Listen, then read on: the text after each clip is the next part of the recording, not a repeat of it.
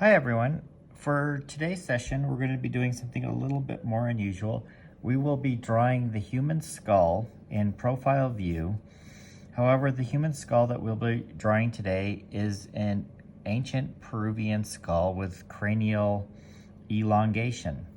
So it's an opportunity just to see how we can use the elements of drawing to create something a little bit more unusual. I find it helpful to think of some of these different aspects of drawing unusual shapes to be very helpful, especially when we start moving into drawing a variety of different animals and other species from the animal kingdom. So, and just quickly going over and reviewing the elements of drawing, we begin with a point. Once we remove the point, we are left with a mark or a dot. The next step in the process is to move from a mark to a line. And basically by having a point that moves across a space, it will begin to create lines. So you want to have a moving point. And basically the line spans a distance between 2 points. The next step is then to create shape. And when you clearly have created a shape, you can have a geometric shape or an organic shape, but basically it's a defined area. A shape is a defined area. And then the next step from the final step in that process is to move from shape to creating form, three-dimensional form. So if you remember when we go back to speaking of the whole drawing process as it occurs using the mystical process of the tetractys, it covers each of those steps. So we'll use those steps to create the drawing of the skull today. So what I want to do, and I find it very helpful when drawing the human head in portraiture, is to always begin with an egg-shaped oval. It doesn't matter whether it's turned, the head is in anterior view, front view, whether it's three-quarter view, or if it's profile. Today, for today's purposes, we'll be doing it profile. So I want to think about the placement before again. If I do my first oval over here, then it's not going to fit on the page if I get it too high or too low. So I want to try to think about the placement. So I'm going to begin here with and I'm going to start very light in the beginning with my egg-shaped oval. And I have it set up so that I can try to keep it in a way that I can make lots of changes if need be. Nice and light. If we start off too dark, it's impossible to make the changes. So now if we were just going to do more contemporary or living person with idealized proportion, we would simply add the second egg-shaped oval onto the back in the profile. But the elongated skull is going to tend to come up in this area.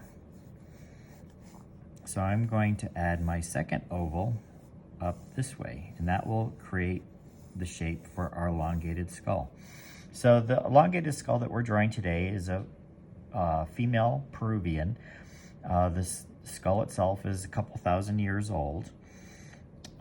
And I'll have another video where I'll talk in greater depth about the process and the history of cranial elongation. And for the purposes of today's session, it's just going to be on actually drawing the shape. So here we go. We started off with one egg-shaped oval, then we very lightly added a second egg-shaped oval. Once we have that kind of blocked in, that is the essence of the shape of the skull. Now we can go back and slowly start adding in detail. It's helpful to think that the eyes typically fall at the halfway point. So if we have our egg-shaped oval, we know that the eyes are going to fall somewhere right in here, the eye socket. So I'm very lightly going to just block in another simplified shape of the egg-shaped oval. The middle third of the head, if we break this head down into 3 equal parts, the middle third is where the nose will be placed. So we're going to have this little section here is going to come across here. Then we have the nasal bone coming out, and the nasal bone will come in here. Then we're gonna have a little section here, which is the nasal spine. The mouth is gonna come out somewhat of a triangular shape. We'll worry about adding all the teeth and so forth later on. And then we have a chin that comes back, and then the bone, the mandible, comes out in here. And then with the rest will follow this line. The mandible is gonna follow this line. So we're already starting to get some of the anatomical sections in here, just keeping everything very simple. If we were drawing a living human based on this skull, which we'll do in another session, the ear would then fall back behind in there. So now we have the zygomatic arch that's going to come back in this area and come up into here. The section of the maxilla comes through here. We have very lightly, I'm going to block in here the mandible and the ramus, and the mandible in here. So, and I'm making sure to try to keep this as light as possible because I want to be able to make some changes. And the forehead, the frontal bone, is going to come here. It slips back slightly. And then the elongation is going to come up in here, and we have a little section of here where it's going to extend out, and then around and back in here to the occipital portion. And then we're going to have the mastoid process of the skull in here.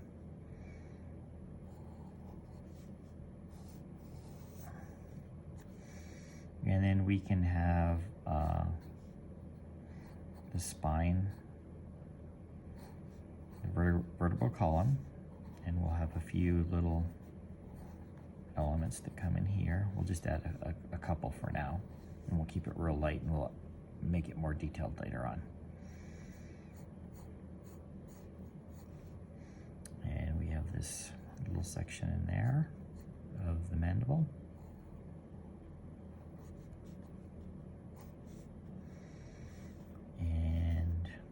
Can see the suture lines. Even though the head is elongated, it still has the bone consists of the skull consists of 22 bones in the head, and even though it's elongated, they will all elements, all skeletal properties still exist. They just have been stretched and manipulated by artificial means. Cranial deformation or cranial elongation is one of the oldest known forms of body modification.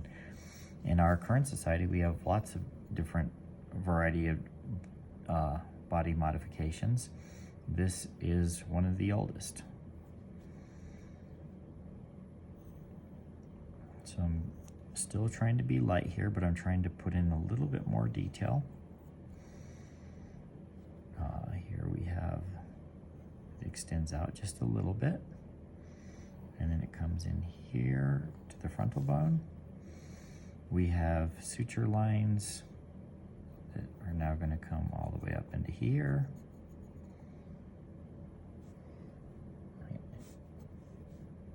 Suture lines through here. All the bones in the human head are connected with suture lines, with the exception of the mandible. The mandible is a hinge joint.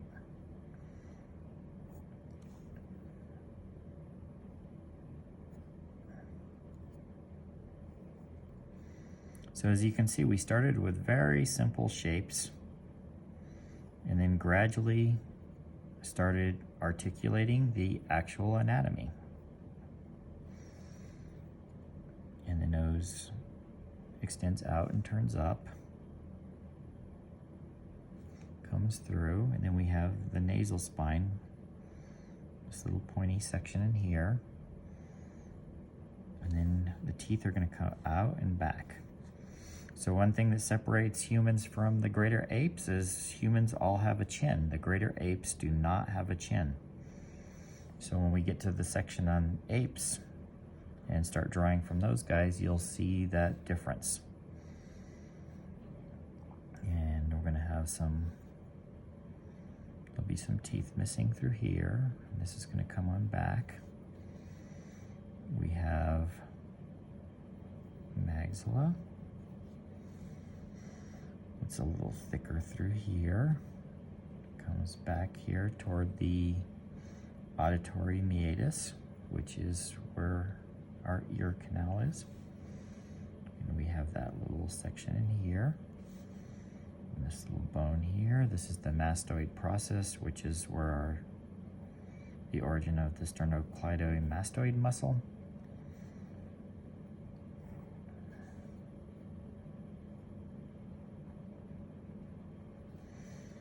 So for those of you that are moviegoers might recognize some of these elongated heads. You might have seen them in different sci-fi movies, fantasy movies.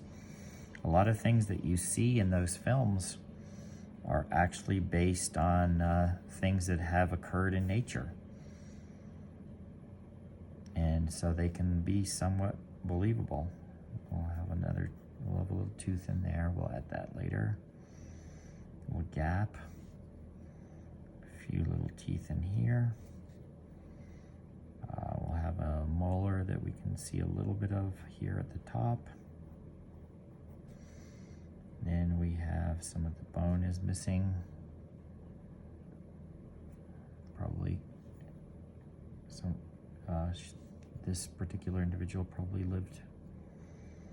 got a little bit older. And we have another tooth, maybe see in there.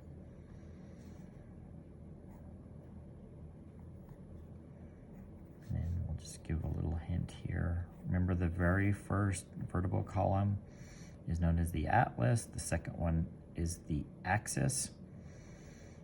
And we have 7 cervical vertebrae. All mammals have 7 cervical vertebrae. So just try to keep that in mind. So this is sort of the process of how we begin blocking everything in. The last few drawings that we've done, I've blocked everything in advance so I could spend a little more time showing you the shading process and the detail. Today we're going to do the reverse. I wanted to start off this way to show you how I block things in fairly quickly in the beginning, and then we'll just go over a little bit of the detail, and then I'll do all the finish work in a time lapse. So this section up here, because of the cranial elongation, which was something that it was probably either cloth or rope that was wrapped around a baby's head when they were very young, and that's what extended all of this and increased it. But all the bone structure is still the same. So as you can see, we still have all the way up through here, we will still have the frontal bone. This section that we have that comes down in here, all of this area is still the parietal bone. This back section here, which is elongated, is the occipital bone. Then we have, coming through here, we have this whole section. Remember, this is known as the zygomatic arch. This area that we have in here, this is the temporal bone, and it comes down through here. We have right here, this section where we have right here, it's an important thing, especially for shading. This is known as the zygomatic process, which is different than the zygomatic arch. This bone right here is the zygomatic bone.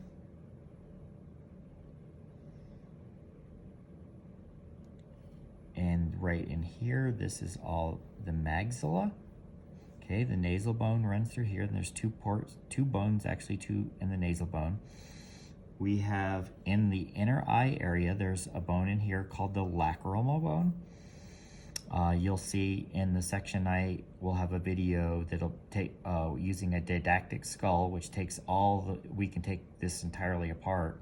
And if you view that, you'll see all the different parts of the actual skull. And so all this will make sense to you. But what you want to do is when you look at these skulls is you can see that everything still exists. It was just wrapped around to extend this out. And it actually does not affect the brain. The brain adapts, so it's done without harm. There were some tribes throughout. It was done throughout the world, at various times, various places, and some of it was. There's probably individuals still living in some parts of the world that can still be living that may even have gone through this process. It's been predominantly banned and made illegal throughout most of the world, but it was done all the way through the late 1900s. So that is just a quick overview of the anatomy. Now we can kind of come in here. There's a little suture line through here. There is a little foramen in here. Remember, we had that lacrimal bone that came in through here. So as you can see, the more you learn about anatomy and structure, the more there is to add. So the more you learn and the better you get at this, the longer it actually will take you to finish your drawings. In the beginning, you don't know too much, and you can't really draw what you don't know. So the more you learn, the longer it takes. Then we have this section. It'll come in here, which is part of the mandible. There's a little foramen here. All humans have a little foramen in here. The foramen are small little areas, what would be ultimately small holes in the skull that allows for a lot of the capillaries and nerve endings and so forth to come up through the skull underneath the skin of your surface, and gives you a lot of the blood that runs through under your skin and nerve endings so that you have feeling and so forth. So they definitely serve a purpose. So let me add one of the teeth in there. This will come up and wrap around. And there was a little gap in here. And you'll be able to see the actual skull in the other video where I talk about just a little background of the history of cranial elongation. And then we're going to have the chin come through here.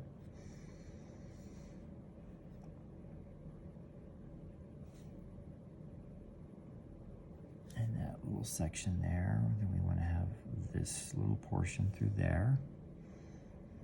So I'm trying to make sure that I get the drawing as accurate as possible so that in the end process, when I start shading, it's going to be realistic and believable, because everything, anatomically speaking, will be in the correct place.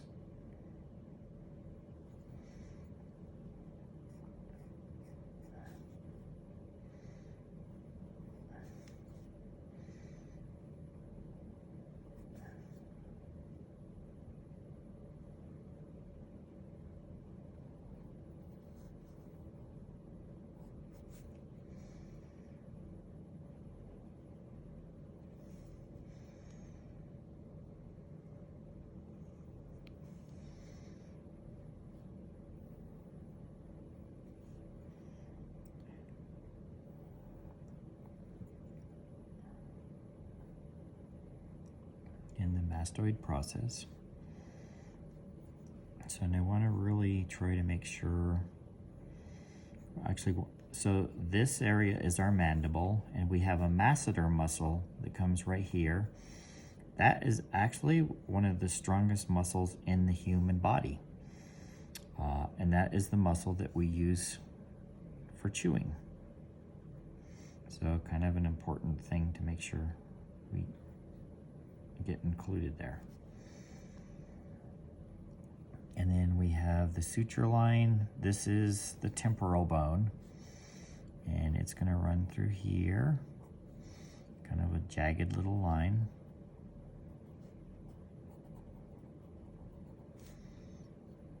And we'll come back down into here. And then we have the occipital bone. And some of this, when we do the shading, some of this will disappear in shadow, but we want to still show that we know that it is there. Most of the time you can see it. The sutures, so the cranial elongation is done when a child, it starts when a child is very young because your bones are not formed. And so they do this. This process was always done to newborn babies and continued on for a few years. There's a variety of reasons why people feel it was done, but no one knows for sure.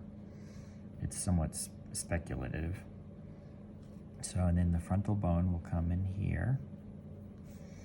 So this whole section's parietal bone, this whole section's frontal bone again. And then we have this little area that's going to have light. And I like to think of the eye sockets almost as if it's the rims of glasses. It's helpful to think of. And then we'll have the foramen. The little foramen is right there. There's a little light that falls on top of this part of the maxilla and nasal bone. And then I'll add more detail in the final stages in the shading of the vertebral column. But we'll block in a few here just so you can kind of see.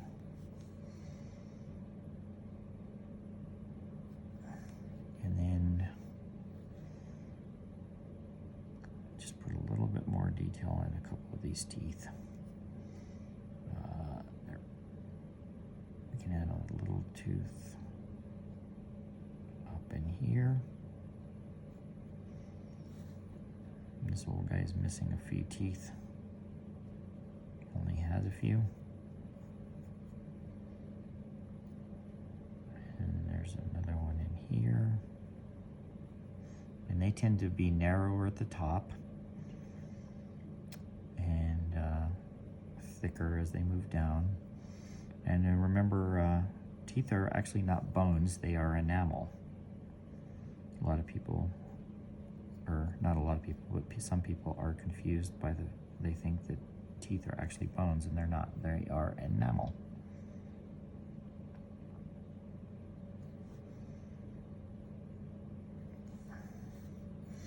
Okay, so I will stop this portion of the video here, and I will go ahead and spend some time on completing the rest of this in a time lapse. Hopefully you found it useful. Remember, I started just simply right here with an egg-shaped oval. To add the cranial elongation, I added a second oval up this way. You can still see little remnants of it, but most of it's disappeared. And once I completely shade this, you shouldn't see any line left. You should just see the form of the actual skull. So, starts off simple, and then it gets more complex, and you have to really look at all the little details. And again, the more anatomy that you learn, the more helpful it will be into actually drawing something that is realistic. So it is really important that you study anatomy, you learn to have a great understanding of it.